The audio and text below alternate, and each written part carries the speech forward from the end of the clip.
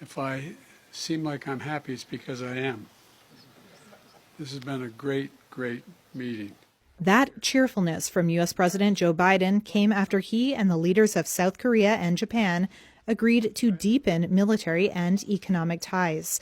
And the countries made their strongest joint condemnation yet of aggressive behavior by China in the South China Sea.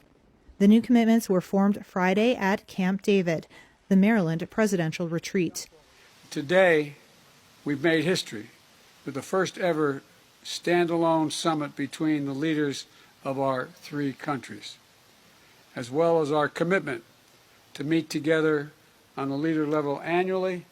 At a joint news conference, Biden, along with South Korean President Yoon Suk-yeol and Japanese Prime Minister Fumio Kishida, committed to consult promptly with each other during crises and to coordinate responses.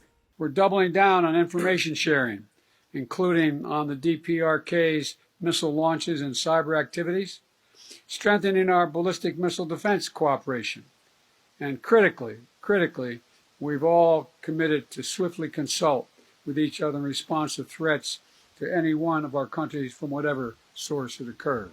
While the political commitments fall short of a formal three-way alliance, they represent a bold move for Seoul and Tokyo, which have lingering baggage stemming from Japan's harsh 1910 to 1945 colonial rule of Korea. But on Friday, it was handshakes and smiles. The leaders' language on China stood out as stronger than expected. A joint statement read, quote, regarding the dangerous and aggressive behavior supporting unlawful maritime claims that we have recently witnessed by the People's Republic of China in the South China Sea, we strongly oppose any unilateral attempts to change the status quo in the waters of the Indo-Pacific. Without mentioning China by name, Kishida had this to say. The unilateral attempts to change the status quo by force in the East and South China Seas are continuing, and the nuclear and missile threats of North Korea is only becoming ever larger under such circumstances.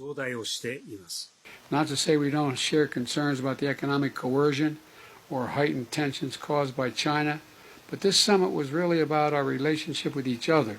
Beijing has warned that U.S. efforts to strengthen ties with South Korea and Japan could increase tension and confrontation in the region.